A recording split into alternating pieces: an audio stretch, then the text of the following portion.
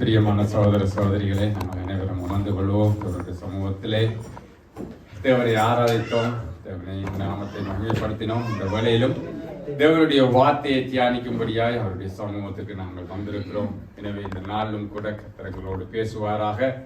தேவ வார்த்தைக்கு ஆதாரமாய் நாங்கள் எடுத்துக்கொள்வோம் யாத்திராகம புஸ்தகம். யாத்திராகம புஸ்தகம் அதனுடைய 13வது அதிகாரம் 20, 21, 22 வசனங்களை வாசிப்போம். யாத்திராகமம் 13ஆம் அதிகாரம் 20வது வசனம் தொடக்கம் 22 வரைக்கும் வாசிப்போம். அவர்கள் சுக்கோத்திலிருந்து பிரயாணப்பட்டு வனாந்திரத்தின் ஓரமாய் எத்தாமிலே பாளையம் இறங்கினார்கள். அவர்கள் இரவும் பகலும் வழி நடக்க கூடும்படிக்கு கர்த்தர் பகலில் அவர்களை வழி நடத்த மேக ஸ்தம்பத்திலும் இரவில் அவர்களுக்கு வெளிச்சம் காட்ட அக்னி ஸ்தம்பத்திலும் அவர்களுக்கு முன் சென்றார்.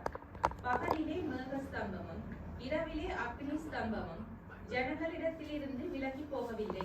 ஆமென். அன்பான தகப்பனே, இதோ நாங்கள் வாசித்த இந்த வசனத்தை ஆண்டவரே அப்பா படி எங்களோடு கர்த்தாவே நீர் பேசி உம்முடைய வேதத்தின் ஆழங்களை எங்களுக்கு கற்றுணர்த்துவீராக. ஆண்டவரே அப்பா, இந்த வார்த்தைகள் எங்களுக்கு என்ன சத்தியத்தை போதிக்க விரும்புகிறது, இது என்ன விதமாய் எங்களை நடத்த விரும்புகிறது, என்ன தேவ ஆலோசனை அதை எங்களுக்கு கொடுக்க விரும்புகிறது என்பதை ஆண்டவரே உங்களுடைய பரிசுத்த ஆவியானவர் எங்களுக்கு எடுத்து ஆண்டவரை பயன்படுத்தி ஆண்டவரே அப்பா நல்ல விதமாய் இதோ எங்களுக்கு ஆண்டவரே அப்பா இந்த வார்த்தைகள் எங்கள் உள்ளத்தில் பதிந்து அதன்படி நாங்கள் நடக்க ஆண்டவரே அப்பா ஆவியானவர் தாமே இந்த வார்த்தை பகுதியை பொறுப்பேற்று எங்களை வழிநடத்தி ஆசீர்வாதத்தை தெரிவீராக.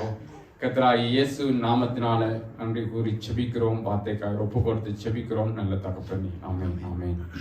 ஓகே, நல்லது. பிரியமானவர்களே, நாங்கள் யாத்திராகம புஸ்தகத்தினுடைய 13வது அதிகாரத்தினுடைய 20, 21, 22 வசனங்களை தியானித்திருந்தோம். என்னவாம் 20வது வசனம்? அவர்கள் சுக்கோத்திலிருந்து பிரயாணப்பட்டு வனாந்திரத்தின் ஓரமாய் ஏத்தாமிலே பாளையம் இறங்கினார்கள். சரி, இப்ப நாங்கள் கடந்த காலங்களில் தொடர்ச்சியான ஒரு தியானத்தை செய்து கொண்டிருக்கிறோம். என்ன? இஸ்ரவேலர்களுடைய வாழ்க்கையில நடந்த சம்பவங்கள், அது எங்களுக்கு கடைசி காலத்துல வாழ்கிற எங்களுக்கு ஒரு உதாரணங்களாகத்தான் நடந்துச்சு. அவர்களுடைய வாழ்க்கையை தான் எங்களுக்கு எக்ஸாம்பிள். நாங்கள் இந்த கிறிஸ்தவ வாழ்க்கைக்கு உதாரணத்தை எடுக்கணும் என்று சொன்னால் இயேசு கிறிஸ்து சிறந்த முன்மாதிரி.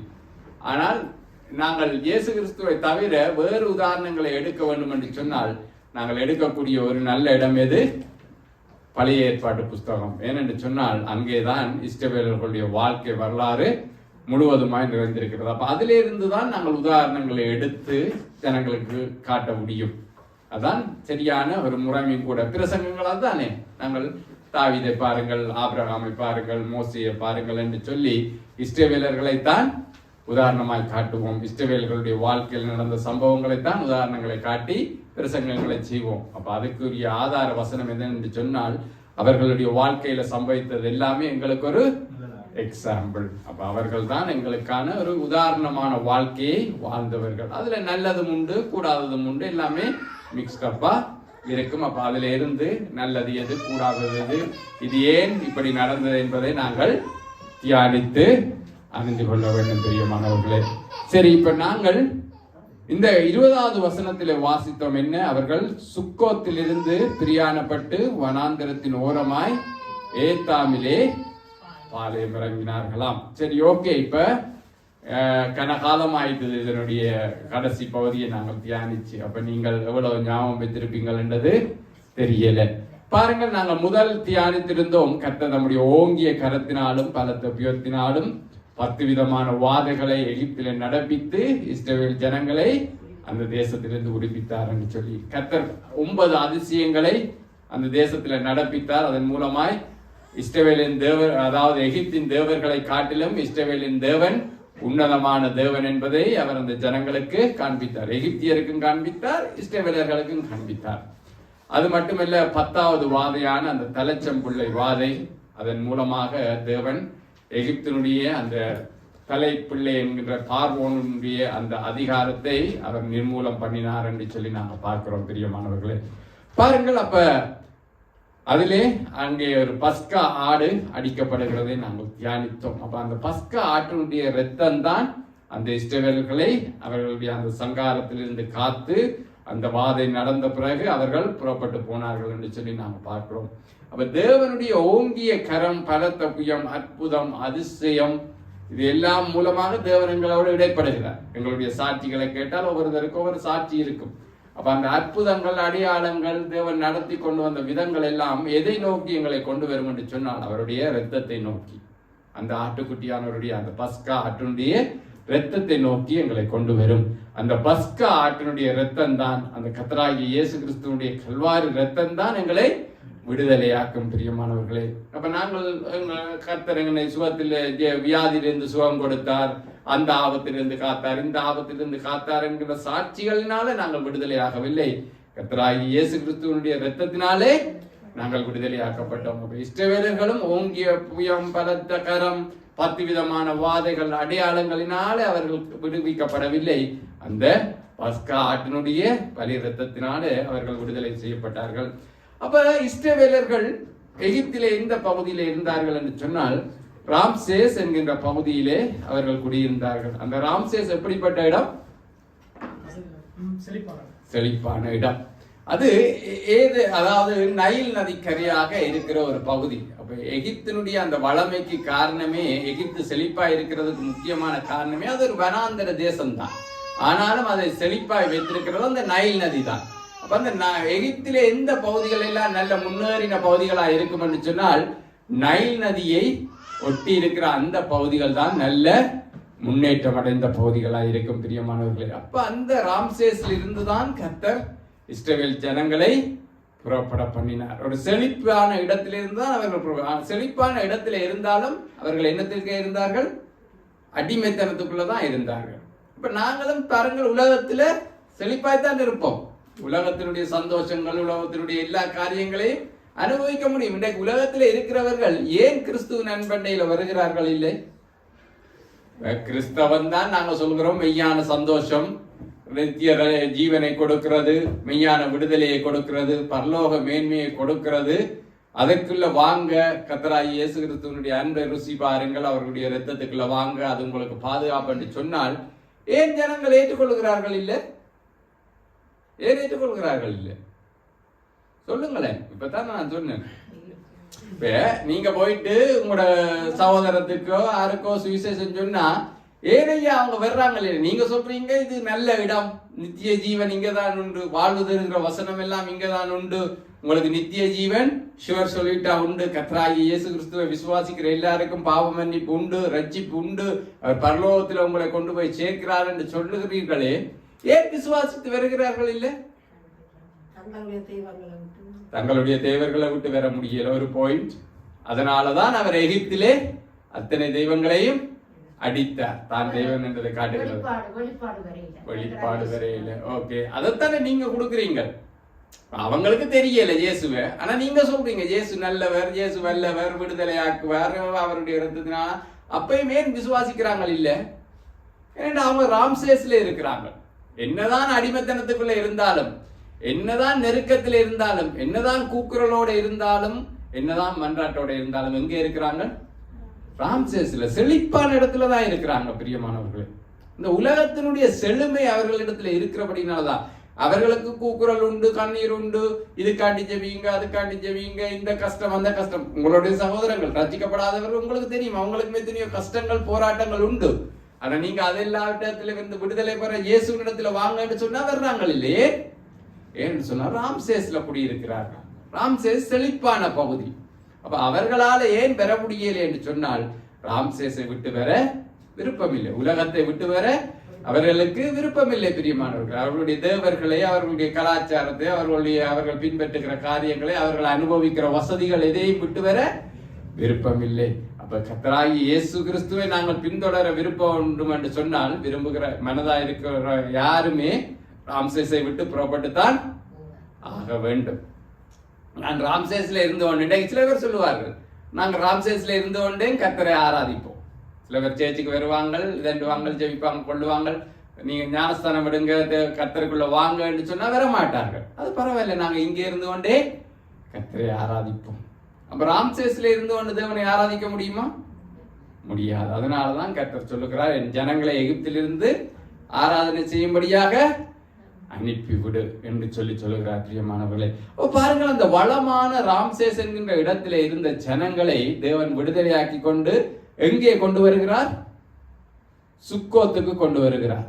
அப்ப ராம்சேஸ்ல இருந்து தேவன் அந்த ஜனங்களை சுக்கோத்துக்கு கொண்டு வருகிறார் என்று சொன்னால் சுக்கோத் எப்படிப்பட்ட இடமா இருக்கும்? சொல்லுங்க. இதைத்தான் கஷ்டப்பட்டு போன பிரசங்கத்துல நான் கஷ்டப்பட்டு சொல்லி தந்தேன். அதுக்கிடையில இந்த பாடுகளின் நாட்கள் வந்தபடினால நாங்கள் கொஞ்சம் அந்த தியானத்தை மாற்ற வேண்டி இருந்துச்சு. பாடுகளின் நாட்கள்ல லெந்து நாட்கள் இந்த தியானத்தை ஏறெடுக்க வேண்டபடியா இதை பெண்டிங்ல வச்சுட்டு நாங்க அந்த தியானத்துக்குள்ள போனாங்க. இப்ப திருப்பி வரைக்கும் எல்லாரும் மறந்து போனீங்க.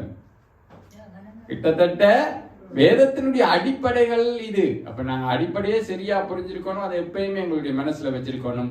அப்ப ராம்சேஸ்ல இருந்து செழிப்பான இடத்திலிருந்து தேவன் அவர்களை புறப்பட பண்ணி சுக்கோத்துக்கு கொண்டு வந்து சேர்த்தார் என்று சொன்னால் சுக்கோத் எப்படிப்பட்ட இடமா இருக்கும்? பிரதாப் சொல்லுங்களேன். வராத நீங்களா அதை எப்படியா கேஸ் பண்றீங்களா? இப்ப ராம்சேஸ் என்ற இடத்துல வசதியா இருக்கிறாங்க. அன்பப்பன்ல எல்லா வசதியோடையும் அந்த ஜனங்கள் இருக்கிறாங்க. ஆனா அடிமைத்தனம், கூக்குரல், கஷ்டப்பட்டு வேலை செய்ய வேண்டி இருக்கு, எல்லாம் இருக்கு. இப்ப தேவன் அந்த ஜனங்களை சந்தித்து விடுதலையாக்கி அந்த ஜனங்களை மீட்டெடுக்கிறார். கொண்டு வந்து அவர் முதலாவது அவர்கள் பாளையம் இறங்குற இடம் சுக்கோத் என்று சொல்லி பார்க்கிறோம். அந்த சுக்கோத் எப்படிப்பட்ட இடமா இருக்கும்? இன்னும் வசதியா இருக்கும் என்றுதான் நாங்க எதிர்பார்ப்போம். ஆனால் சுக்கோத் ஒரு வனாந்திரம். அது ஒரு வனாந்திரமான பகுதி. பிரியமானவர்களே, அப்ப பாருங்கள், ராம்சேஸிலிருந்து சுக்கோத்துக்கு வேற யார் விரும்புவார்கள்? யாருமே விரும்ப மாட்டாங்க. அப்ப நிசா என்னட்ட ஒரு கேள்வி கேட்டுச்சு, நாங்கள் அநேகரை ஆதாயப்படுத்த முடியல, ஏன் நீங்கள் சுவிசேஷத்தை சொன்னாலுமே விசுவாசிக்கிறீங்களா? அப்ப நாங்க சொல்ற சுவிசேஷத்தின் வேகம் காணாது. அது உண்மை. அதை நாங்க ஒத்துக்கொள்ள வேண்டும். நாங்க இன்னும் அதிகமாய் ஜனங்களுக்காக பிரயாசப்பட வேண்டும், இன்னும் அதிகமாய் சுவிசேஷம் அறிவிக்க வேண்டும். அது உண்மை. ஆனால் ஏன் ஜனங்கள் வருகிறார்கள் என்று சொன்னால், யாரையா ராம்சேஸ்ல இருந்து புறப்பட்டு சுக்கோத்துக்கு வருவான்? வளமா என்னதான் கஷ்டம் துன்பம் என்ன இருந்தாலும் பாருங்க, சில பேர் வந்து பழைய வேலையை விட்டு வர மாட்டாங்க. ஏன்னா புது வேலை எப்படி இருக்குமோன்னு தெரியாதபடினால அந்த ரிஸ்க் எடுக்க யாருமே விரும்புகிறது இல்லை. அப்ப ராம்சேஸ்ல இருந்து தேவன் புறப்பட பண்ணிட்டு கொண்டு வந்து சுக்கோத்துல தான் முதலாவது பாளையத்தை இறக்கிறார். அப்ப சுக்கோத் என்றால் தற்காலிக கூடாரம். அது எந்த இடத்துல தற்காலிக கூடாரம் போடப்படுகிறது? வனாந்திரத்துல போடப்படுகிறது. பிரியமானவர்களே, அப்ப நாங்கள் தேவனை பின்பற்ற வேணும் என்று சொன்னால் எங்களுடைய கொம்பர்ட் சூழ்நிலை இருந்து, எங்கள் செழிப்பான இடத்திலிருந்து நாங்கள் சிறிது புறப்படுத்தாம வேணும். டெஸ்டினி எங்களுக்கு தெரியும், காணா. அவர் பரலோகத்தில கொண்டு போய் சேர்க்க உண்மை உள்ளவராய் இருக்கிறார். அது ஒரு நாளும் விடுபடாத காரியம். ஆனால் நாங்கள் கடந்து போக வேண்டிய பாதைகள் அது வித்தியாசமான பாதைகள். பிரியமானவர்களே, அப்ப முதலாவது என்ன செய்கிறார் தேவன்? ராம்சேஸ்ல இருந்து புறப்பட்ட அந்த ஜனங்களை எங்க கொண்டு வந்து சேர்க்கிறார்? சுக்கோத்துக்கு கொண்டு வந்து சேர்க்கிறார். இனி மறந்துடாதீங்க, சுக்கோத்தை குறித்து கேள்வி கேட்டார். ஓகே, இப்ப பாருங்கள், அவர் என்ன செய்கிறாராம்? 13வது அதிகாரம் 20வது வசனத்திலே, அவர்கள் சுக்கோத்திலிருந்து பிரயாணப்பட்டு வனாந்தரத்தின் ஓரமாய் ஏத்தாமிலே பாளையம் இறங்கினார்கள். இப்ப சுக்கோத்திலே இருக்கிற ஜனங்களை அந்த வனாந்திர பகுதியில சுக்கோத் என்று சொன்னால் தற்காலிக கூடாரம், அதாவது நிரந்தரமான வீடுகளை கட்டி வசதியா இருந்த ஜனங்களை புறப்பட பண்ணி தற்காலிக கூடாரங்களிலே தேவன் வாசம் பண்ணும்படியாய் செய்தார். அதான் சுக்கோத். இப்ப அவர்கள் சுக்கோத்திலிருந்து புறப்படுகிறார்கள். இப்ப சுக்கோத்திலிருந்து புறப்பட்டு அவர்கள் வனாந்திரத்தின் ஓரமாய் ஏத்தாமிலே பாளையம் இறங்கினார்கள். இப்ப இரண்டாவதாய் தேவன் கொண்டு வந்திருக்கிற இடம் எது? ஏத்தாம். சொல்லுங்க வாயத்திறந்து. எந்த இடம்? ஏத்தாம். எழுதி இருக்குதான் இதுல. ஓகே, ஏத்தாமிலே கொண்டு வந்து நிறுத்தினார்கள். இப்ப சரி, முதலாவது தேவன் புறப்படும் போது வனாந்திரமான இடத்துல கொண்டு போய் விட்டார். அந்த வனாந்திரமான இடத்தில இருந்து அந்த ஜனங்களை நடத்தி இன்னொரு இடத்துக்கு கொண்டு வருகிறார். அந்த ஏத்தாம் எப்படிப்பட்ட இடமா இருக்க வேண்டும்? நீங்க என்ன எதிர்பார்க்கிறீங்க? ஏற்கனவே வனாந்திரத்துல ராம்சேஸ்ல இருந்து எங்களை கொண்டு வந்து வனாந்திரத்துல விட்டுட்டீங்க, ஆண்டவரே சுக்கோத்துல விட்டுட்டீங்க. இப்ப நாங்கள் மறுபடியும் எங்களை புறப்பட பண்ணுகிறீர்கள். இப்ப நீங்க எங்களை கொண்டு வந்து எங்க விடுறீங்கள்? ஏத்தாமில விடுறீங்கள். இந்த ஏத்தாம் எப்படிப்பட்ட இடமா இருக்கும் என்று நீங்க விரும்புகிறீங்க? வனாந்திரத்துல ஓரமா இருக்குது. ஆனா எப்படிப்பட்ட இடம் இருக்க நீங்க என்ன விரும்புவீங்க? நீங்க ஏத்தா சுக்கோத்துல இருக்கிறீங்க, வனாந்திரத்துல இருக்கிறீங்க. கர்த்தர் உங்களை புறப்பட பண்ணிறாருன்னு சொன்னா நீங்க என்ன நினைப்பீங்க? இனியாவது நல்ல இடத்துக்கு கொண்டு போவாருன்னு தான் நம்மளோட ஆசை இருக்கும். இஸ்ரவேல் ஜனங்களும் அப்படித்தான் நினைத்திருப்பாங்க. அப்பாடா ஒரு வழியா எங்க இருந்து புறப்படுகிறோம், சுக்கோத்திலிருந்து புறப்படுகிறோம். அப்ப கர்த்தர் எங்களை கொண்டு போய் நல்ல இடத்துல விட போறாருங்கிறது தான் அவர்களுடைய நோக்கமா இருந்திருக்கும். இப்ப அவர்களை கொண்டு வந்து கர்த்தர் எந்த இடத்துல பாளையம் இறங்கும்படி செய்கிறார்? ஏத்தாமிலே பாளையம் இறங்கும்படி செய்தார். ஏத்தாம் என்று சொன்னால் அதனுடைய அர்த்தம் என்னவாயிருக்கும்? அடைக்கப்பட்ட இடம்.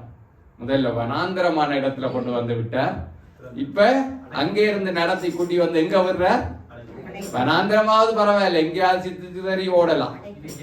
இதெங்க அடைக்கப்பட்ட இடத்துக்கு கொண்டு வந்து விடுகிறார். அப்ப யாராவது ஜனங்கள் வலிக்கிடுவாங்களா? ராம்சேஸ்ல இருந்து சுவிசேஷத்தை கேட்டுட்டே வலிக்கிறாங்க இல்ல? வனாந்தரங்களுக்குள்ள போகணும், அடைக்கப்பட்ட இடங்களுக்குள்ள போகணும். அதான் கிறிஸ்தவ வாழ்க்கை. அதை பாக்குறாங்க அவங்க வழியில இருந்து. என்னடா இவங்களே இவ்வளவு கஷ்டப்படுறாங்க, இதுக்குள்ள நாங்க போகணுமா என்றதான் அவங்களுடைய கேள்வி. அதை விட இன்னொரு கேள்வியும் கேட்பாங்க, நீங்களே இவ்வளவு கஷ்டத்தோட இருக்கிறீங்க, பேருந்து எங்களை கூப்பிடுறீங்கன்னு சொல்லி. என்று சொன்னால் அவர்களுக்கு நடத்துகிற தேவனை குறித்து அவர்களுக்கு அறிவில்லை, ஆனா எங்களுக்கு தேவனை குறித்த அறிவு இருக்கு. பிரியமானவர்கள் பாருங்கள், அவர்கள் சுக்கோத்திலிருந்து பிரயாணப்பட்டு வனாந்தரத்தின் ஓரமாய் ஏத்தாமிலே பாளையம் இறங்கினார்கள். அப்ப இந்த ஏத்தாம் எப்படிப்பட்ட இடம் என்று சொன்னால், ஏத்தாம் வந்து சீனாய் வனாந்தரம், அதாவது சீனாய் மலையினுடைய அந்த பகுதியில காணப்படுகிறது. அதனுடைய 2 பகுதியிலேயுமே சீனாய் மலை, செங்குத்தான மலை. மலை என்று சொன்னா கூட ஏறி போகலாம். சரிவான மலை என்று சொன்னால் மலைகள்ல ஏறி இறங்கி அடுத்த பகுதிக்கு போகலாம். ஆனால் செங்குத்தான மலைகள்ல என்ன செய்ய முடியாது? ஏற முடியாது. இப்ப ஏத்தாம் அமைவிடம் எப்படி இருக்கும்னு சொன்னால் அதனுடைய 2 பகுதிகளிலேயும் செங்குத்தான சீனாய் மலையினுடைய பகுதி காணப்படுகிறது. அதனுடைய இன்னொரு பகுதியில எகிப்து காணப்படுகிறது. அதனுடைய முன்பகுதியில என்ன இருக்கும்? எல்லாருக்குமே தெரிஞ்சிருக்கணும். என்ன இருக்கும்? இல்ல, வனாந்திரத்தின் வழியாத்தான் நடந்து வருகிறார்கள்.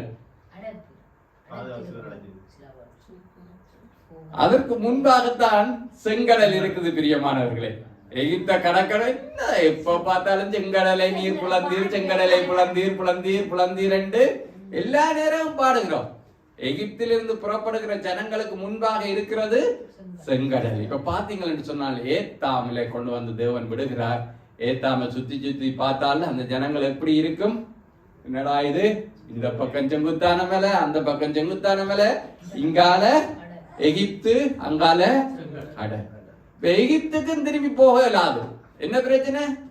ஏற்கனவே பார்வன் எவ்வளவு கோபத்துல இருப்பான். அவனுடைய பிள்ளை உட்பட எகிப்தியருடைய எல்லா பிள்ளைகளும் சங்கரிக்கப்பட்டு விட்டார்கள். அப்ப நல்ல சந்தோஷமா இருப்பாங்களா? இஸ்ரவேலர்களை குறித்து கண்டா அவ்வளவுதான், முடிச்சு போடுவார்கள். இப்ப கடலுக்குள்ள விழுந்தாலும் விழுவாங்களே ஒழிய எகிப்துக்கு திருப்பி போக மாட்டாங்க. ஏன்னா எகிப்தியர் அவ்வளவு கொடுமைப்படுத்தி இவர்களை அவ்வளவு கோபமா இருக்கிறார்கள். அப்படியான சூழ்நிலை. தப்பி ஓடுவதற்கு எந்த வழியும் இல்லாத அடைக்கப்பட்ட இடம். பிரியமானவர்களே பாருங்கள், அப்ப கிறிஸ்தவ வாழ்க்கையில தேவனங்களை நடத்துகிற போது நிச்சயமாய் நாங்கள் ஏத்தாம்களை காணத்தான் வேணும். அது தேவனுடைய ஒரு வழி நடத்தல் தான். ஏன் தேவன் எங்களை ஏத்தாமில கொண்டு வந்து விடுகிறார் என்று சொன்னால், எங்களை கஷ்டப்படுத்தவா, எங்களை துன்பப்படுத்தவா? இல்லை, எங்களை பக்குவப்படுத்தவும் நம்முடைய அன்பை எங்களுக்கு காண்பிக்கும்படியாகவும். ஏனென்று சொன்னால் இந்த ஏத்தாமில வச்சு தான் ஒரு விஷயம் நடக்கிறது, ஒரு மிகப்பெரிய அற்புதமான காரியம் நடக்கிறது. என்ன? 21வது வசனம், அவர்கள் இரவும் பகலும் வழிநடக்க கூடும்படி கர்த்தர் பகலிலே மேகஸ்தம்பத்திலும் இரவில் அவர்களுக்கு வெளிச்சங்காட்ட அக்கினி ஸ்தம்பத்திலும் அவர்களுக்கு முன் சென்றார். பகலிலே மேகஸ்தம்பமும் இரவிலே அக்கினி ஸ்தம்பமும் ஜனங்களிடத்திலிருந்து விலகி போகவில்லை. பிரியமானவர்களே, நீங்கள் தேவனுடைய நடத்துதலின்படி அடைக்கப்பட்ட இடங்கள்ல நீங்க காணப்படுவீர்களா இருந்தால், நெருக்கமான சூழ்நிலை, ஆண்டவரே இந்த பக்கமும் விலத்தில் அந்த பக்கமும் விலத்திலாம கிடக்குது, அவ்வளவு நெருக்கத்துக்குள்ள நான் இருக்கிறேன் என்று சொல்லுகிறீர்களா? அந்த இடத்துல வச்சு தான் தேவன் உங்களுக்கு வாக்குத்தத்தம் பண்ணுகிறார், மேகஸ்தம்பத்தையும் அக்கினி ஸ்தம்பத்தையும். பிரியமானவர்களே பாருங்கள், பகலிலே மேகஸ்தம்பமும் இரவிலே அக்கினி ஸ்தம்பமும் ஜனங்களிடத்திலிருந்து விலகி போகவில்லை. அப்ப நீங்கள் எந்த நெருக்கமான சூழ்நிலையா இருந்தாலும் பயப்பட தேவையில்லை. காரணம் என்ன? கர்த்தர் எங்களோடு இருக்கிறார். இரவிலே அவர் இரவிலே அக்கினி ஸ்தம்பமாயும் பகலிலே மேகஸ்தம்பமாயும் எங்களை பாதுகாக்க, எங்களை வழிநடத்த, எங்களை கூட இருக்கிற தேவனாய் இருக்கிறார். பிரியமானவர்களே, இந்த வேத ஆராய்ச்சியாளர்கள் மேகஸ்தம்பத்தையும் அக்கினி ஸ்தம்பத்தையும் யாருக்கு ஒப்பிட்டு பேசுவார்கள் என்று சொன்னால் பரிசுத்த ஆவியானவருக்கு. அப்ப எங்களுக்கு அருளப்பட்ட தேற்றரவாளனாகிய பரிசுத்த ஆவியானவர் அவர் எங்களை விட்டு எப்பொழுதும் எடுபடாத தேவனாய் இருக்கிறார். கிறிஸ்தவத்தினுடைய ஒரு உன்னதமான நிலை என்னன்னு சொன்னால் தேவன் எங்களோடு இருக்கிறார். அவருக்கு இம்மானுவேல் என்று பெயரிடுவார்கள். அதுக்கு என்ன அர்த்தம்? தேவன் எங்களோடு இருக்கிறார் என்ற அர்த்தம். கர்த்தர் எங்களோடு இருக்கிறார் என்ற அர்த்தம். அப்ப கர்த்தர் எங்களோடு இருக்கிறார் என்பதை நாங்கள் எப்படி அறிந்து கொள்ள முடியும் என்று சொன்னால் நாங்கள் பெற்றுக்கொண்ட பரிசுத்த ஆவியானவர் எங்கள் சரீரங்களிலே வாசம் பண்ணுகிறார். அப்ப பாருங்கள், பகலிலே மேகஸ்தம்பமும் இரவிலே அக்கினி ஸ்தம்பமும் ஜனங்களிடத்திலிருந்து விலகி போகவில்லை.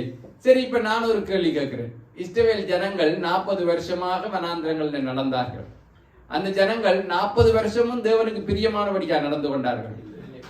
இல்ல, அவர்கள் தேவனுக்கு விரோதமாய் முறுமுறுத்தார்கள். மோசையே தூக்கி தலையில வச்சிருந்தாங்களா? எங்களை அடிமைத்தனத்திலிருந்து கொண்டு வந்த ஊழியக்காரன் என்று சொல்லி மோசைக்கு விரோதமாய் முறுமுறுத்தார்கள், கல்லறிய பார்த்தார்கள், கொலை செய்ய பார்த்தார்கள், எத்தனையோ முறை தேவனை பரீட்சை பார்த்தார்கள். வணங்கா கழுத்துள்ள ஜனங்கள் என்றார். தேவன் எத்தனையோ தடவை அந்த ஜனங்களுக்கு மத்தியில வாதையை அனுப்பித்தார். பிரியமானவர்களே, ஆனால் இப்ப நான் ஒரு கேள்வி கேட்கிறேன். தேவன் அந்த ஜனங்களை வெறுத்து அந்த ஜனங்கள் மீது வாதையை அனுப்பின போதெல்லாம் அக்னி ஸ்தம்பமும் மேகஸ்தம்பமும் அந்த ஜனங்களை விட்டு எடுபட்டு போனதா இல்லையா? எடுபட்டிருக்கத்தான். கர்த்தர் அந்த ஜனங்களை ஆலோசித்து அந்த ஜனங்கள் வணங்கா களத்துல ஜனங்கள் என்று கண்டு அந்த ஜனங்கள் மத்தியிலே வாதையை அனுப்புகிறார்.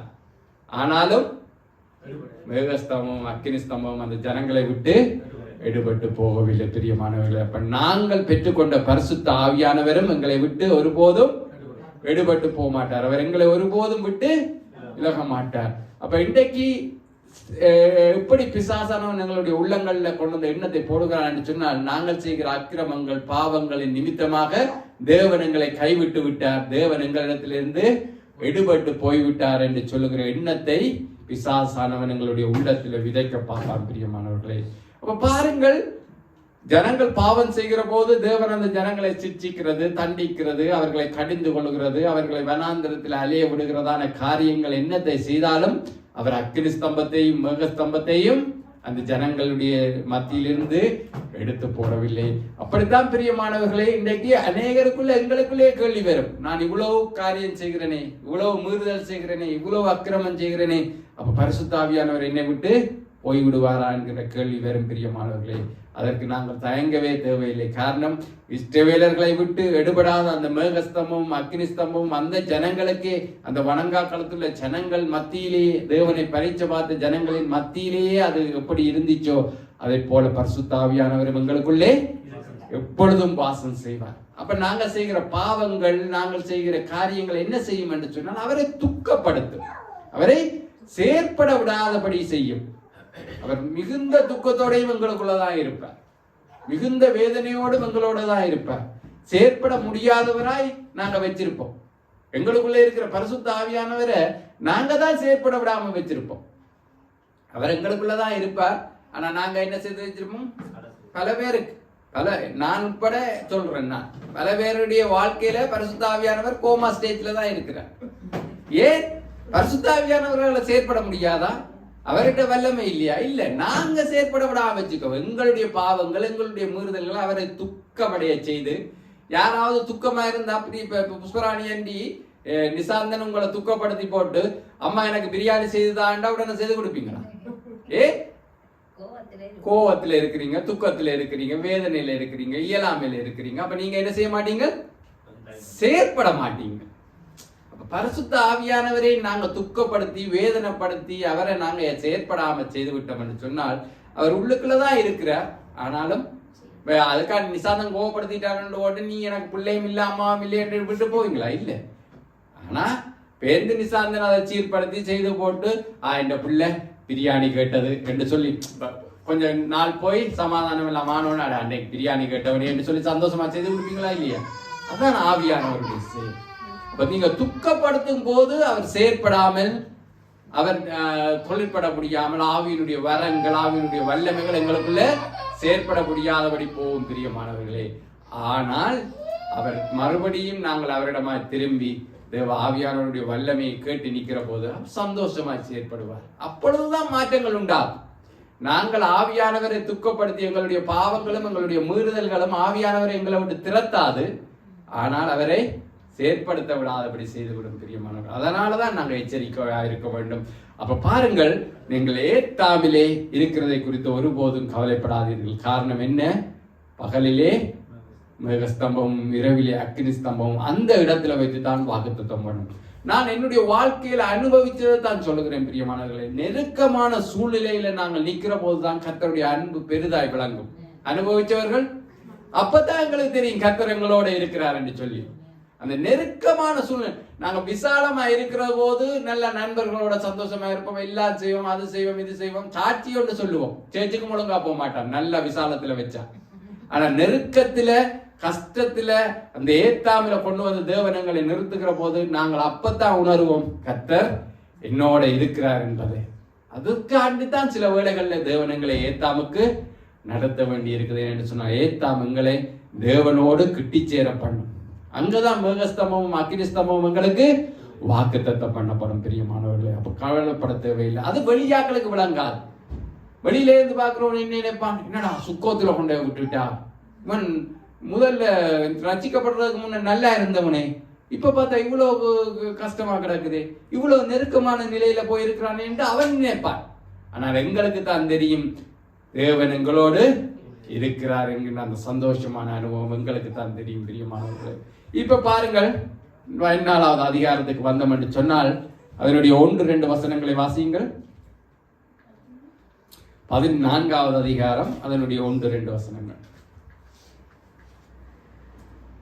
ஓகே, நான் வாசிக்கிறேன். கர்த்தர் மோசேயை நோக்கி, நீங்கள் திரும்பி, கவனமாய் கவனியுங்கள், நீங்கள் திரும்பி மித்தோலுக்கும் சமுத்திரத்துக்கு நடுவே பாகால் சேபோனுக்கு முன்பாக இருக்கிற ஈராத் பள்ளத்தாக்கின் முன்னடியிலே பாளையம் இறங்க வேண்டும் என்று இஸ்ரவேல் புத்திரருக்கு சொல்லு. அதற்கு எதிராக சமுத்திரக்கரையில் பாளையம் இறங்குவீர்கள் ஆக என்று சொல்லி நாங்கள் வாசிக்கிறோம். பாருங்கள், இப்ப சுக்கோத்திலிருந்து புறப்பட்டு ஏத்தாமுக்கு வந்தார்கள். ஏத்தாமில் இருந்து புறப்படுகிறார்கள்.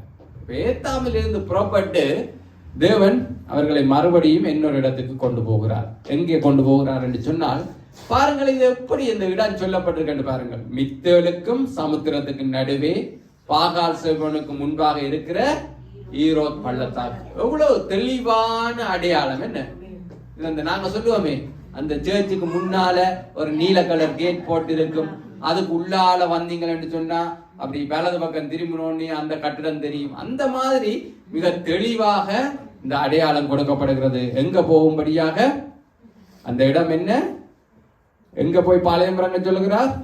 ஈராத் பள்ளத்தாக்கிலே போய் பாளையம் இறங்க சொல்கிறார். அப்ப இவ்வளவு தெளிவான அடையாளம் கொடுக்கப்பட்டு இவ்வளவு கிளியர் பிக்சர்னா நீங்க இந்த இடத்துக்கு தாங்க போங்கன்னு சொன்னா அந்த இடம் எப்படிப்பட்ட இடமா இருக்கும் என்ன சொன்னா, முதல்ல சுக்கோத்துக்கு போக சொன்னார், பிறகு ஏத்தாமுக்கு போக சொன்னார். ஆனா இப்ப 3வதா போக சொல்லுகிற இடத்துக்கு கிளியரா சொல்லுகிறார். நீங்க எங்க போகணும், ஒரு அங்க இங்க எல்லாம் இல்ல, நீங்க ஒன் த ஸ்பாட் இந்த இடத்துக்கு தான் போகணும். எங்க? முதலாவது மித்தோலுக்கும் சமுத்திரத்துக்கும் நடுவாக போக வேண்டும். அடுத்தது பாகால் சேபோனுக்கு முன்பாக இருக்கிற ஈராத் பள்ளத்தாக்கின் முன்னடியில போயிட்டு பாளையம் இறங்குங்கன்னு சொல்லி தெளிவா சொல்லப்படுகிறது. அப்ப இந்த இடம் எப்படிப்பட்ட இடமா இருக்கும்?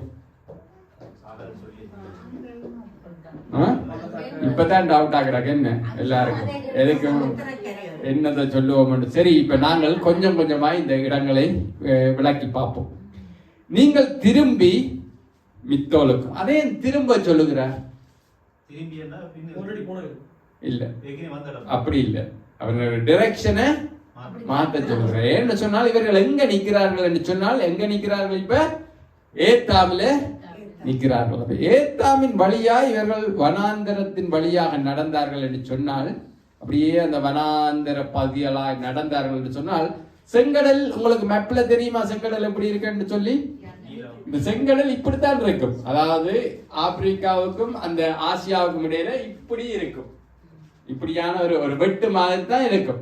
அப்ப இவர்கள் செங்கடலை கடக்கணும் என்று சொன்னால் இந்த செங்கடலின் ஓரமாய் நடந்து அப்படியே போனார்கள் என்று சொன்னால் அந்த செங்கடல் முடியும். அந்த முடிகிற அந்த இடத்துக்குள்ளால வந்து வரலாம். ஆனால் அது நீண்ட தூரமாய் நடக்க வேண்டும், வனாந்திரத்தின் வழியாக நடக்க வேண்டும். அப்ப அந்த ஜனங்கள் என்ன நினைச்சிருப்பார்கள்? இப்ப இருக்கிற ஒரே ஒரு ஆப்ஷன் அதான். நீங்க என்ன செய்ய வேண்டும்? செங்கடலின் ஓரமாய் நடந்து அந்த செங்கடல் முடிகிற வரைக்கும் போயிட்டு, இப்படித்தான் இருக்கு செங்கடல்ன்றது. இப்படி பரவி இருக்கிற கடல் அல்ல, அது ஒரு வெட்டு மாதிரி இருக்கிற ஒரு கடல். அப்ப நீங்க என்ன செய்யணும்னா இங்க இருந்து இப்படியே அந்த செங்கடல் முடிகிற வரைக்கும் நடந்து பிறகு இப்படி திரும்பி இங்க வரணும். அப்ப அதைத்தான் அந்த ஜனங்கள் நினைச்சிருப்பாங்க. அவர்களுக்கு முன்பாக இருக்கிற ஒரே ஒரு ஆப்ஷன் அதுதான். ஆனால் இப்ப ஆண்டவர் மோசேக்கு பார்த்து சொல்லுகிறார், நீங்க என்ன செய்யுங்க, முதல்ல கூட எங்களுக்கு தெரிஞ்ச நாங்க அப்படியே போயிடுவோம். இருக்கிறது ஒரே ஒரு வழி, இருக்கிற ஒரே ஒரு வழி செங்கடத்தின் ஓரமாய் நடந்து போய்தான் போய் ஆகணும், வனாந்திரத்தின் வழியாகத்தான் நடக்கணும். இப்ப கர்த்தர் வந்து சொல்லுகிறார், இப்ப அது தெரிஞ்சா நாங்க எல்லாருமே அந்த வழியா நின்றுவோம். எங்களுக்கு முன்பாக இருக்கிற அந்த வழி எதுவோ அது அது பிரதர் அங்க அசூல் கொடுக்குறாங்களாம், இங்க அசூல் கொடுக்குறாங்களாம், அங்க இப்ப டபுள் இருந்தாலும் பிரச்சனை இல்லையா, அங்க விசா தாராங்களாம், இங்க விசா தாராங்களாம் என்றோன்னு திரும்பிடுவோம். ஏன்னா அது ஒரு வழி, அது ஒரு வழிதான் இருக்கிறதாக எங்களுடைய கண்கள் காண்கிறது. பிரியமானவர்களே, இந்த பிரச்சனையிலிருந்து, இந்த ஏத்தாமிலிருந்து நாங்கள் விடுபட எங்களுக்கு இருக்கிற ஒரே ஒரு வழி, இந்த அடைக்கப்பட்ட இந்த இடத்திலிருந்து போறதுக்கு எங்கள் கண்கள் காணுகிற ஒரே ஒரு வழி அதுதான் என்று சொல்லி நாங்கள் முடிவு செய்து இதண்டி மொத்த இஷ்டவேலுமே அப்படி நடக்க ரெடியா நிக்குது. இப்ப கர்த்தர் மோசையை பார்த்து சொல்லுகிறார், முதல்ல நீங்க என்ன செய்யுங்க, திரும்புங்க. அடையப்பா திரும்பி எங்க போறது? திரும்பி எங்கேயும் போயிடலாம். ஏன்னு சொன்னா இப்ப நீங்க பாத்தீங்கன்னு சொன்னா செங்கடல் இப்படி இருக்கும், நம்ம கடல் இப்படி போய் தரைக்குள்ள அது வந்து பிறகு கடல். அப்ப நீங்க இப்படி நடந்தீங்கன்னு சொன்னா கடல், இப்படி நடந்தீங்கன்னா பெரிய கடலுக்குள்ள போவீங்க, பெரிய சமுத்திரத்துக்கு. அங்க எந்த தரையுமே இருக்காது. இப்படி நடந்தா மட்டும்தான் நீங்க தரையால நடந்து அந்த கடல் முடிகிற அந்த இடத்துல, அந்த வெட்டு மாதிரி இருக்கிற அந்த பகுதி முடிகிற இடத்துக்கு போவீங்க. இப்ப திரும்பி எங்க போறது? எங்கேயுமே போக முடியாது. இது என்னடா கடவுள் இப்படி சொல்லுகிறார்?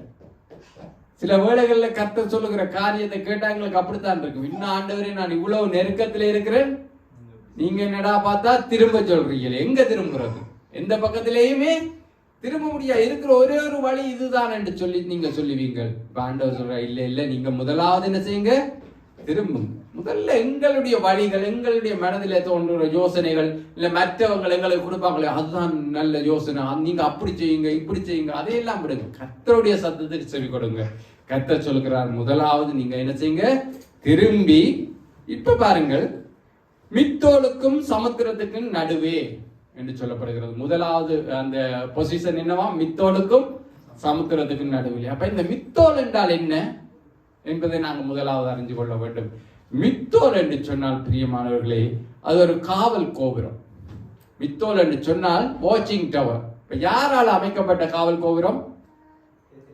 எகிப்தியரால அமைக்கப்பட்ட காவல் கோபுரம். என்று சொன்னா அந்த காலத்திலே எல்லா நாடுகளும் என்ன செய்யும் என்று சொன்னால் அவர்களுடைய தேசத்தை சுற்றிலும் காவல் கோபுரங்களை அமைத்து எதிரிகள் வருகிறார்களா இல்லையா என்று சொல்லி அவர்கள் எந்த நேரம் கண்காணித்து கொண்டே இருப்பார்கள். இப்ப மித்தோலுக்கு சமுத்திரத்துக்கு நடுவிலே போக சொல்லி கர்த்தர் கட்டளை இடுகிறார். அப்ப மித்தோல்ல யார் இருப்பார்கள்? அந்த காவல் கோபுரத்துல யார் இருப்பார்கள்?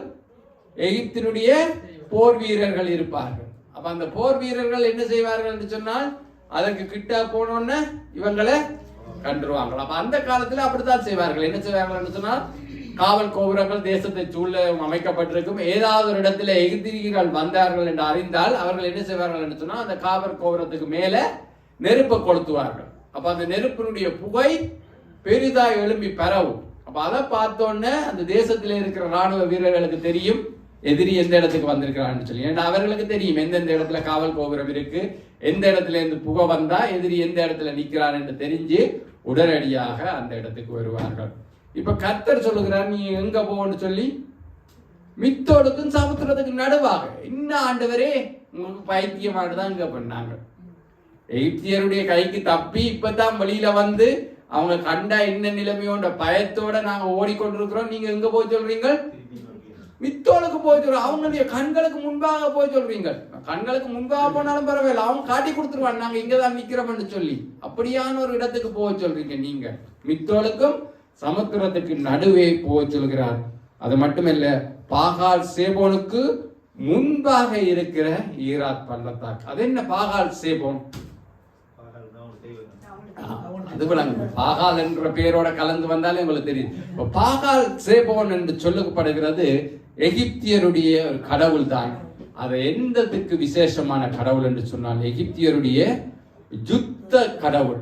எகிப்தியர்களுக்காக யுத்தத்தை நடப்பிக்கிற கடவுள் யார் என்று சொன்னால் இந்த பாகால் சேபோன் தான். அப்ப பாத்தீங்கன்னு சொன்னால் இந்த காலத்திலே எகிப்திலிருந்து இஸ்ரவேலர்கள் புறப்பட்ட காலத்திலே உலகத்தினுடைய வல்லரசு நாடு எது என்று சொன்னால் எகிப்து. அப்ப எகிப்தியரை வெல்ல யாராலேயும் முடியாது என்று சொன்னால் இப்ப இந்த உலகத்திலேயே வல்லமை உள்ள யுத்த கடவுள் யாரா இருக்க முடியும்? யாரு இல்ல. அப்ப அந்த எகிப்தியருடைய யுத்த கடவுள் தான் எல்லாரும் பயப்படுவோம். பாகால் சேபோன ஜெயிக்கவே முடியாது. ஏன்? அவர் எகிப்தியருடைய யுத்த கடவுள். அந்த கடவுளை யாராலையுமே வெல்ல முடியாது என்று சொன்னா எகிப்தியர்கள் எந்த நாட்டோட போரிட போனாலும் யாரோட போரிட போனாலும் வெற்றி யாருக்கு? எகிப்தியருக்கு. அப்ப எகிப்தியருடைய யுத்த கடவுளாகிய இந்த பாகால் சேபோன் தான் மிக மிக வல்லமையான யுத்தத்தின் கடவுள் என்கின்ற அந்த எண்ணம் உலகத்தில் இருக்கிற அந்த எகிப்தை சுற்றி இருக்கிற எல்லா ஜனங்களுக்கும் இருந்துச்சு. அப்ப எகிப்துக்குள்ள இருந்த இஸ்ரவேலர்களுக்கும் அந்த எண்ணம் இருக்கும். பாகால் சேபோன் என்று சொன்னால் எகிப்தியருக்கு வெற்றியை கொடுக்கிற கடவுள் என்கின்ற எண்ணம் இருக்கும்.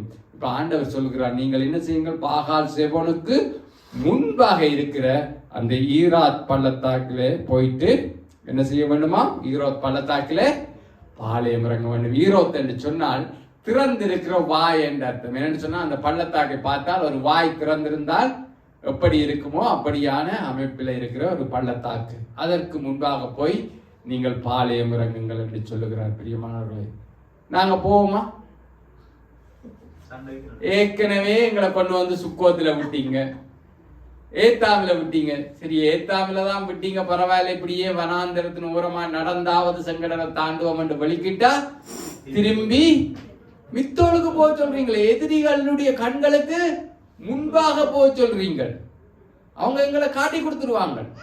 அவங்க நாங்க எங்க நிக்கிறோம்ன்றத காட்டி கொடுத்துருவாங்க. அது மட்டுமல்ல, யாருடைய கண்களுக்கு முன்பாக நாங்க நிக்கணும்? எதிரிகளுடைய கண்களுக்கு முன்பாக மட்டுமில்ல, அந்த எதிரிகளுக்கு வெற்றியை கொடுக்கிற அந்த பாகால் சேபோனுக்கு முன்பாக நாங்கள் நிற்க வேண்டி வருமே என்று சொல்லி அவர்கள் எவ்வளவு பயந்திருப்பார்கள். ஆனால் கர்த்தர் அங்கதான் போக சொல்கிறார். பிரியமானவர்கள், அதுதான் கர்த்தருடைய நடத்துதல். எங்களுக்கு சில பல அதை ஏற்றுக்கொள்ள முடியாம இருக்கும். இன்னும் ஆண்டவரே, இவ்வளவு கடினமான காரியத்தை சொல்லுகிறீர், இவ்வளவு நெருக்கமான காரியத்தை சொல்லுகிறீர். முன்பாக செங்கடல், அதற்கு முன்பாக, அதாவது இந்த பாகால் சேபோன் எங்கே இருக்கிறார்னு சொன்னா, அவருடைய ஆலயம் எங்கே இருக்குன்னு சொன்னால் செங்கடலை தாண்டினால் ஒரு மலை இருக்கும். அந்த மலைக்கு மேலாக பிரமாண்டமாக அந்த பாகால் சேபோனுடைய ஆலயத்தை எகிப்தியர்கள் அமைத்திருந்தார்கள். அது எங்க போய் யுத்தம் பண்ணினாலும் அந்த கடவுள் வெற்றியை கொடுக்குது.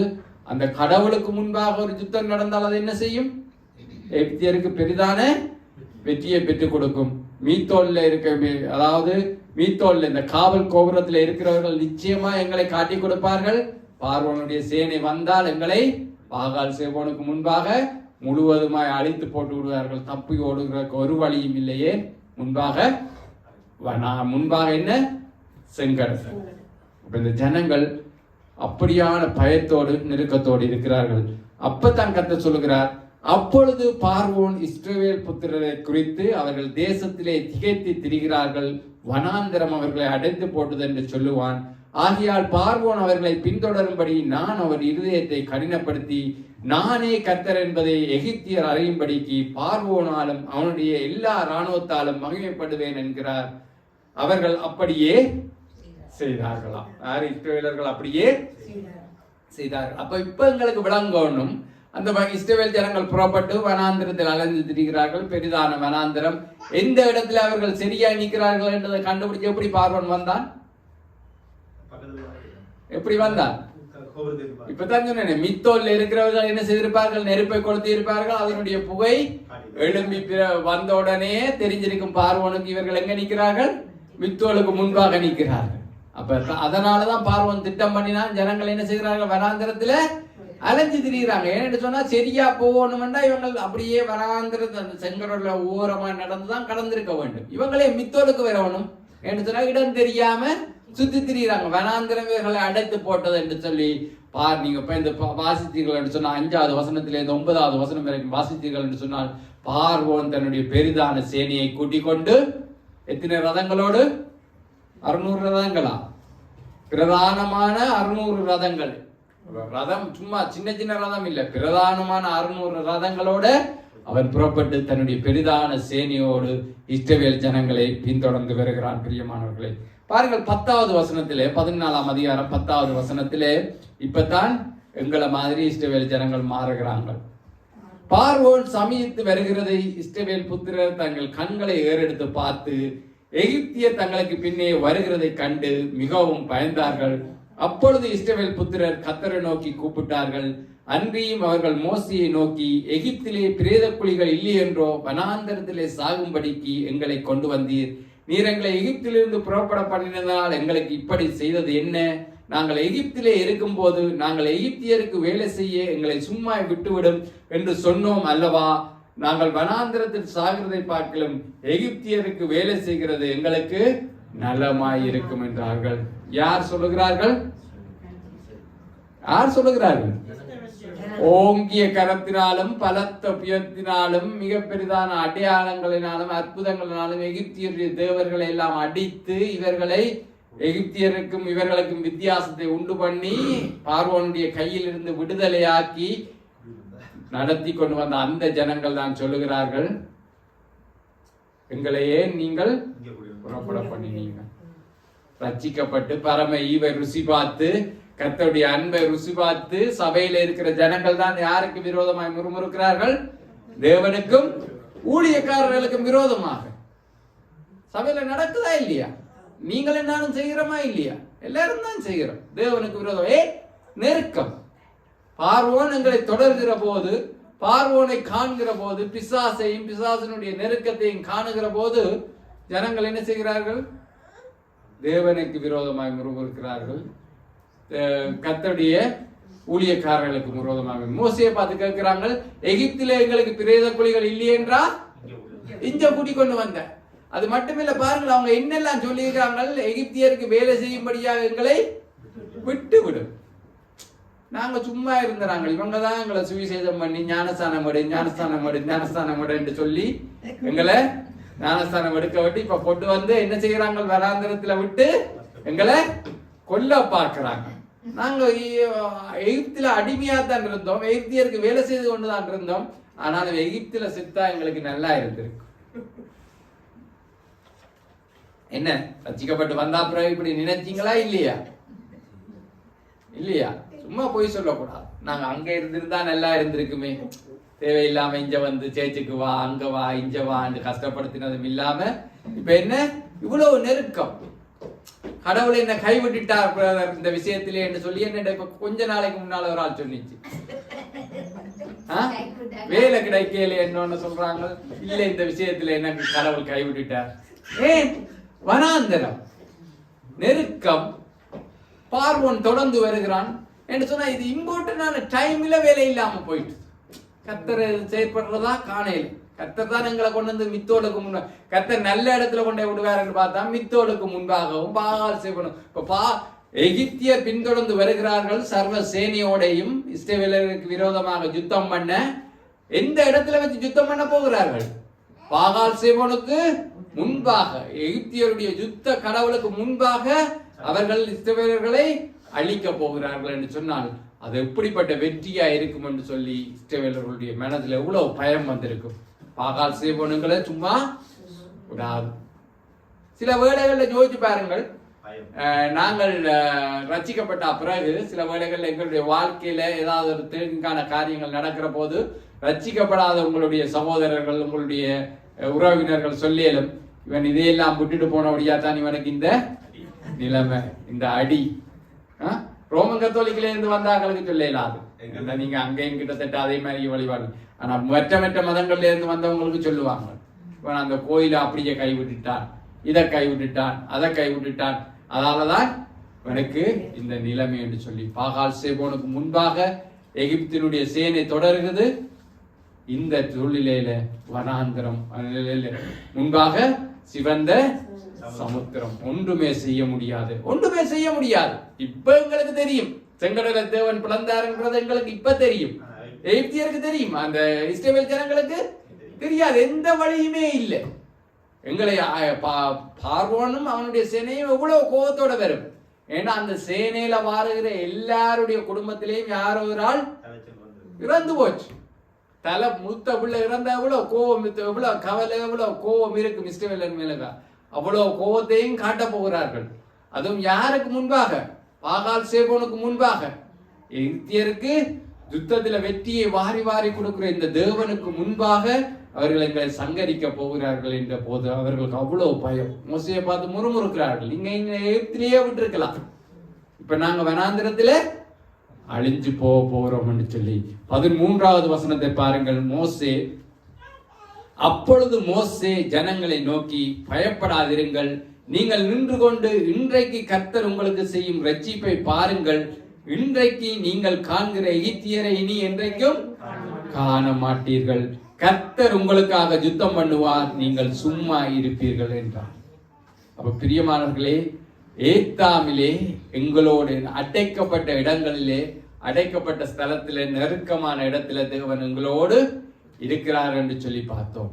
அவர் எங்களோடு இருக்கிறது மட்டுமல்ல, எங்களுக்காக யுத்தம் பண்ணுகிற தேவன். அப்ப இன்றைய பிரசங்கத்துக்கு ஒரு தலைப்பு கொடுக்க வேண்டும் என்று சொன்னால், எங்களோடு இருந்து எங்களுக்காக யுத்தம் பண்ணுகிற தேவன். அவர்தான். அப்படிப்பட்ட தெய்வத்தை தான் நாங்கள் எங்களுக்கு பெற்றிருக்கிறோம், எங்களுடைய சொந்த இரட்சகராக பெற்றிருக்கிறோம். என்ன சொல்கிறார்கள்? நீங்கள் இன்றைக்கு பாருங்க, நீங்கள் நின்று கொண்டு இன்றைக்கு கர்த்தர் உங்களுக்கு செய்யும் ரட்சிப்பை பாருங்கள். இன்றைக்கு நீங்கள் காண்கிற எகிப்தியரை நீ என்றைக்கும் காண மாட்டீர்கள். கர்த்தர் உங்களுக்காக யுத்தம் பண்ணுவார், நீங்கள் சும்மா இருப்பீர்கள். நாங்க என்ன செய்கிறோம் என்று சொன்னா, நாங்க யுத்தம் செய்கிறோம், ஆண்டவரே நீங்க சும்மா இருங்க. இன்னைக்கு நாங்க செய்யற, கிறிஸ்தவர்கள் செய்யற பெரிதான பிழை என்னன்னு சொன்னா, நாங்க விழுந்தடிச்சு, நாங்க ஓடி அங்க செய்து, அதை செய்து, இதை செய்து, அப்படி இப்படி என்று சொல்லி நாங்க என்ன செய்கிறோம்? யுத்தம் செய்கிறோம். கர்த்தரே என்ன சொல்றோம்? நீங்க சும்மா இருங்க, உங்களுக்கு ஒன்றும் தெரியாது. ஆண்டவரே உங்களுக்கு ஒன்றும் தெரியாது, நீங்க சும்மா இந்த இந்தியாக்காரங்க நீங்க கம்முன்னு கிடங்க, நாங்க செய்கிறோம் யுத்தத்தை. அதுதான் இன்றைக்கு. ஆனால் வேத வசனம் என்ன சொல்கிறது? தேவனுடைய ஆவியை பெற்ற மோசே அந்த ஊழியக்காரன் என்ன சொல்றார்? நீங்க சும்மா இருங்க ஐயா, கர்த்தர் உங்களுக்காக யுத்தம் பண்ணுவார். இன்றைக்கு நாங்க என்ன செய்யறோம்னு சொன்னா ஆப்போசிட்டா செய்யறோம். அதாலதான் இவ்வளவு நாங்க ஏன் தேவனுடைய மகிமையை காண முடியல, ஏன் தேவனுடைய அற்புதத்தை அடையாளத்தை காண முடியலைன்னு சொன்னா, நாங்க என்ன சொல்றோம்னு சொன்னா, ஆண்டவரே நீங்க சும்மா இருங்க, உங்களுக்கு ஒன்றும் தெரியாது, நாங்க யுத்தம் செய்யறோம், நாங்க செய்யறோம், நாங்க என்னதை செய்யறோம்னு பாருங்கன்னு நாங்க ஆண்டவருக்கு. அவர் சும்மா நிற்பார், அவர் ஒரு ஜென்டில்மேன் கோட். நீங்க ஆண்டவரை சும்மா நில்லுங்கன்னா சும்மாவே நின்று போகுது. நீங்க சும்மா நின்று ஆண்டவரை செயற்படுங்கன்னு சொன்னா அவர் செயற்படுவார். பிரியமானவர்கள், அதுதான் தேவன். பாருங்கள், அப்ப கர்த்தர் சொல்லுகிறார், நீ உன்னுடைய கோலை ஓங்கி இந்த செங்கடலை பிளந்து போடன்னு பாருங்க. 21வது வசனம். மோசே தன் கையை சமுத்திரத்தின் மேல் நீட்டினான். அப்பொழுது கர்த்தர் முழுவதும் பலத்த கீழ்காற்றினால் சமுத்திரம் ஒதுங்கும்படி செய்து அதை வறண்டு போக பண்ணினார். ஜலம் பிரிந்து போயிற்று. இஸ்ரவேல் புத்திரர் சமுத்திரத்தின் நடுவாக வெட்டாந்தரையிலே நடந்தார்கள். அவர்கள் வலது புறத்திலும் அவர்கள் இடது புறத்திலும் ஜலம் அவர்களுக்கு மதிலாக நின்றது. தேவன் என்ன செய்வார் என்று சொன்னால், பிரியமானவர்களே, தேவன் மித்தோலுக்கு பாகால் சேபோனுக்கு முன்பாக போ என்று சொன்னால் பயப்படாதீங்க. ஏன்னு சொன்னா 23வது சங்கீதத்தில் தாவீது என்ன சொல்லுகிறான்? நீர் எனக்கு நல்ல சுபீட்சமான இடத்துல ஒரு பந்தியை ஆயத்தப்படுத்தி, நீங்க எனக்கு நல்ல வசதியான இடத்துல ஒரு பந்தியை ஆயத்தப்படுத்தினீர்கள் என்று சொன்னார்களா? எங்கே பந்தியை ஆயத்தப்படுத்துவாராம்? 23வது சங்கீதம் சண்டே ஸ்கூல் பிள்ளைகளை கேட்டாலும் சொல்லுங்கள், நீங்கள் எங்க எனக்கு பந்தியை ஆயத்தப்படுத்துவீங்கள் என்று தாவீது சொன்னார். நீரோடைக்கு பக்கத்துல பந்தியை ஆயத்தப்படுத்துவார். அப்ப நல்ல கம்ஃபர்டபுளா சாப்பிடலாம், நல்லா பாபிக்யூ போட்டு. அப்படியா? டக்குன்னு எடுத்துட்டா. ஏன்னு சொன்னா யோசிக்க முடியாம கிடக்குது, எடுத்துட்டா. சண்டே ஸ்கூல் பிள்ளைய அந்த அவ்வளவு வசனமும் சொல்லும். என் சத்துருக்களுக்கு முன்பாக நீர் ஒரு பந்தியை ஆயத்தப்படுத்தி. அப்ப தேவன் சத்துருக்களுக்கு முன்பாக ஏன் பந்தியை ஆயத்தப்படுத்துகிறார் என்று சொன்னால் அங்கதான் அவர் தன்னுடைய செயற்பாட்டை காண்பிக்க முடியும். அப்ப சத்துருக்களுக்கு முன்பாக யுத்தத்தை தான் செய்ய வைக்க இயலும்.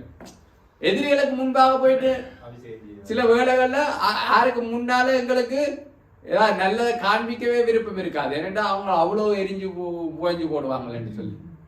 ஆனா தேவனுடைய காரியத்தை பாருங்கள், சத்துருக்களுக்கு முன்பாக நாங்க என்ன செய்யலும்? யுத்தம் தான் செய்யலும். சத்துருக்களுக்கு முன்பாக போயிருந்தோன்னு பந்தி ஆயத்தப்படுத்தி சாப்பிடலுமா? விருந்து செய்யலுமா?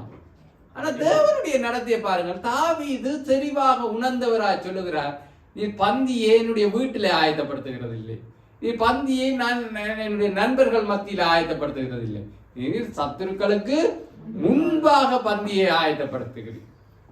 அதான் கர்த்தர் ஜெயத்தை தர வேண்டும் என்று சொன்னால் சத்துருக்கள் பெருகிற போது, உங்களை நிந்திக்கிறவர்கள் பெருகுகிற போது, உங்களை துன்பப்படுத்துகிறவர்கள் பெரும்போது சந்தோஷப்படுங்கள். ஏன்? அந்த இடத்துல கர்த்தர் உங்களுக்காக ஒரு பந்தியை ஆயத்தப்படுத்த போகிறார். அந்த இடத்துலதான் அவர் என்ன செய்வார்? தலையை எண்ணெயால அபிஷேகம் பண்ணுவார். சத்துருக்களுக்கு முன்பாகத்தான் அபிஷேகம், சத்துருக்களுக்கு முன்பாகத்தான் பந்தி, சத்துருக்களுக்கு முன்பாகத்தான் ஜெயம். அப்ப கிறிஸ்தவ வாழ்க்கையில நாங்க ஒரு சத்துருவையும் காணையில எங்களை ஒருத்தருமே பகைக்கிறது இல்லை, எங்களை ஒருத்தருமே ஒன்றும் சொல்றது இல்லைன்னு சொன்னா சம்திங் ராங். உங்களோட சபையில குத்துறாங்களா, குடைகிறாங்களா, கஷ்டப்படுத்துறாங்களா, இல்லாட்டி நீங்க நெருக்கத்துக்குள்ள துன்பத்துக்குள்ள இருக்கீங்கன்னா சந்தோஷப்படுங்க. ஏன்னு சொன்னா கர்த்தர் பந்தியை ஆயத்தப்படுத்துகிற இடம் அதுதான். இல்ல எனக்கு நான் ஃபுல்லா கம்ஃபர்டபுளா இருக்கிறேன்னா நீங்க விலாங்கு மீன் மாதிரி அங்க தலையையும் இங்க வாழையும் காட்டி காட்டி காட்டி ஏதோ சம்திங் ரோங்கா தான் போய் கொண்டிருக்கிறீங்களா அர்த்தம். நீங்க கர்த்தருக்காக கர்த்தருடைய வார்த்தையின்படி நின்றீங்கன்னு சொன்னா சத்துருக்களுக்கு முன்பாகத்தான் நிக்க வேண்டி வரும். என்று சொன்னா அவர் மித்தோலுக்கும் பாகால் செய்வனுக்கும் முன்பாகத்தான் கொண்டு வந்து விடுவார். ஏன்னு சொன்னா அவர் அங்க வச்சுதான் செயற்படுவார் பெரியமானவர்களே. அதனால உங்களை நிந்திக்கிறவர்களை குறித்து, உங்களை குறித்து அவதூறு பேசுகிறவர்களை குறித்து, உங்களை குறித்து துன்பப்படுத்துகிறவர்களை குறித்து கலங்கப்படாதீங்க, இதண்டாதீங்க, புலம்பி தள்ளாதீங்க. ஏன்னு சொன்னா கர்த்தர் அந்த இடத்துலதான் உங்களுக்காக பந்தியை ஆயத்தப்படுத்துவார். உங்களுடைய வீட்டில உங்கள் நண்பர்கள் மத்தியில் அதை நீங்க செய்யலாம், கர்த்தரையும் செய்யணும். உங்களோட வீட்டில பார்ட்டி கொண்டாடுறது உங்களுக்கு கஷ்டமா? உங்களுடைய ஃப்ரெண்ட்ஸுக்கு மத்தியில பார்ட்டி கொண்டாடுறது கஷ்டமா ரவி? ஆனா உங்களுக்கு பயக்கிறவர்களுக்கு மத்தியில பார்ட்டி கொண்டாட இயலுமா? அதை கர்த்தர் செய்வார். அதான் கர்த்தருடைய செயற்பாடு. பாருங்கள், அப்படியாக அந்த சுகந்த சமுத்திரத்தை பிளந்து அதற்குள்ளே தன்னுடைய ஜனங்களை நடத்த கர்த்தர் வல்லமை உள்ளவராக இருக்கிறார். பிரியமானவர்களே, அதற்கு முதலாவது நாங்க எங்க போகணும்? அவர் சொல்ற இடத்துக்கு போகணும். நாங்க எங்கேயோ போய் நின்றோம், ஆண்டவரை சிவந்த சமுத்திரத்தை பிளவும், சிவந்த சமுத்திரத்தை பிளவும், இந்த நெருக்கத்திலிருந்து என்ன விடுதலை ஆக்கும் சொன்னா நடக்காது. நீங்க சமுத்திரம் பிளக்கிற அந்த பெரிதான அற்புதத்தை காண வேணுமா, அதிசயத்தை காண வேணுமா, உங்களுக்கு முன்பாக இருக்கிற செங்கடல் பிளக்க வேணுமா இருந்தால் நீங்க எங்க போகணும்? கர்த்தர் குறித்திருக்கிற அந்த இடத்துக்கு போகணும். நீங்க மித்தோலுக்கு முன்பாக போ. ஐயோ என்னண்டு போறது? அங்க அவங்க கண்டுருவாங்களே, பார்வனுக்கு காட்டி கொடுத்துருவாங்களே. போ. பாகால் சேவனுக்கு முன்பாக. ஐயோ ஆண்டவரே, பாகால் சேவனுக்கு முன்பாக வா. ரெண்டு காரியங்கள் இதுல இருந்து. ஒன்றும் பிசாசினுடைய காரியம் பாகால் சேவோன், மித்தோல் என்கிறது பயக்கிற மனுஷர்கள். முதலாவது பிசாசு, அடுத்தது பிசாசின் மூலமாய் செயற்படுகிற மனிதர்கள். இந்த ரெண்டுக்கும் விரோதமாக கர்த்தர் காரியத்தை நடப்பிக்கிறது. அதனாலதான் அவர் அந்த இடத்தை தீர்மானித்தார். பாகால் சேவனுக்கு முன்பாக, பார்வோனின் சேனை பின்பாக. செங்கடலை பிளந்து தன்னுடைய ஜனங்களை நடத்துகிறார். 23வது வசனம் பாருங்கள், அது முக்கியமான வசனம். அப்பொழுது எகிப்தியர் அவர்களை தொடர்ந்து பார்வோனுடைய சகல குதிரைகளோடும் ரதங்களோடும் குதிரை வீரர்களோடும் அவர்கள் பிறகாலே சமுத்திரத்தின் நடுவிலே பிரவேசித்தார்கள். இதை வாசிக்கிற போது சாதாரணமாய் வாசித்து கடந்து போக முடியாது. தேவன் அற்புதம் செய்து அதிசயம் செய்து தம்முடைய ஜனங்களை நடத்தும்படியாக செங்கடலை பிளந்தார். பார்வோனுக்கும் அவனுடைய சேனைக்கும் இப்படி தைரியம் வந்துச்சு, இதுக்குள்ள நாங்க போகலாம் என்று. இதுதான் பிசாசுனுடைய காரியம். பிரியமானவர்களே, அவன் தன்னுடைய மேக்சிமம் வரைக்கும் ட்ரை பண்ணுவான், தன்னால முடிஞ்ச வரைக்கும் ட்ரை பண்ணுவான். ஒரு நாளும் ஐயோ இவங்கள அதிசயத்தை கண்டுட்டாங்களே, அற்புதத்தை கண்டுட்டாங்களே, கர்த்தர் இவங்களை செங்கடலுக்கு நடுவாக நடத்துகிறார் என்று ஒரு நாளும் பின்வாங்க மாட்டான். அவன் பின்தொடர்வான். அவன் எப்பயும் பின்தொடரு. அவன் ஒரு நாளும் பயப்பட மாட்டான், ஒரு நாளும் யோசிக்க மாட்டான். ஐயோ இவன் ஜெயம் கொண்ட மனுஷனாச்சே, இவனை பின்தொடரலாமா, இந்த பெரிய அற்புதம் நடக்குது, நானே நேடு போகலாம். பார்வோடு நினைக்கல, அவனுடைய சேனையை நினைக்கல. இவங்களும் போனாங்க, அவங்களும் பின்னாலேயே வந்தாங்க. அதான் பிசாசனுடைய காரியங்கள். நாங்கள் எப்பயுமே எச்சரிக்கையா இருக்க வேண்டும். என்று சொன்னா நாங்க நினைக்கலாம் கர்த்தரின் அற்புதம் செய்து அடையாளம் செய்து இந்த இடத்துக்கு கொண்டு வந்துட்டேன், இனி பிசாசால என்னை ஒன்றுமே செய்ய இயலாது, ஒன்றுமே அசைக்கலாம் என்று நினைக்காம இருங்க. அவன் பின்தொடர்ந்து வருவான். பிரியமானவர்களே பாருங்கள், அதற்கு பிறகு என்ன செய்கிறான் என்று சொன்னால், தேவன் என்ன செய்கிறான் என்று சொன்னால், எகிப்து, நீ வசனங்களை வாசிக்க டைம் இல்லை, இஸ்ரவேலர்கள் முழுவதுமாய் கடந்து போன பிறகு செங்கடல் மறுபடியும் மூடப்பட்டுச்சு. பார்வோனுடைய சகல சேனைகளும் அப்படியே செங்கடலிலே அழிந்து போனதை நாங்க பார்க்க முடியுது. பிரியமானவர்களே பாருங்கள், 14வது அதிகாரத்தினுடைய 31வது வசனத்தில 30 வாசிக்க, இவ்விதமாய் கர்த்தர் அந்நாளிலே இஸ்ரவேலரை எகிப்தியரின் கைக்கு தப்புவித்து ரட்சித்தார். கடற்கரையிலே எகிப்தியர் செத்து கிடந்ததை இஸ்ரவேலர்கள் கண்டார்கள். கர்த்தர் எகிப்தியரில் செய்த இந்த மகத்தான கிரியைகளை இஸ்ரவேலர்கள் கண்டார்கள். அப்பொழுது ஜனங்கள் கர்த்தருக்கு பயந்து கர்த்தரிடத்திலும் அவருடைய ஊழியக்காரனான மோசேயிடத்திலும் விசுவாசம் வைத்தார்கள்.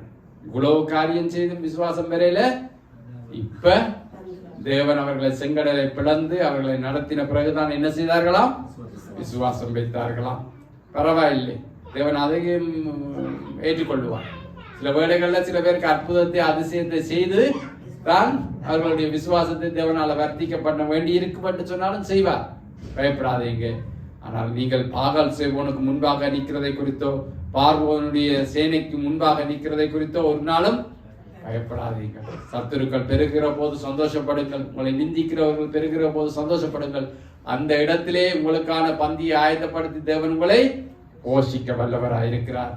செங்கடலை பிளந்து உங்களை நடத்த அவர் போதுமானவராக இருக்கிறார். கர்த்தர் திரும்ப என்று சொன்னால் திரும்புங்க, கர்த்தர் இதை செய்ய என்று சொன்னா செய்யப்படாது. இல்ல ஆண்டவர் இது ஒரே ஒரு வழிதான் இருக்க நினைக்காதீங்க. செங்கடலை பிளந்து உங்களை நடத்த அவர் உண்மை உள்ளவராயிருக்கிறார். பிரியமானவர்களே, அவர் அந்த தேவனுக்கு நாங்கள் உண்மை உள்ளவர்களா இருப்போம். எழுந்திருப்போம், தேவனுக்கு நன்றி செலுத்திக் கொள்வோம்.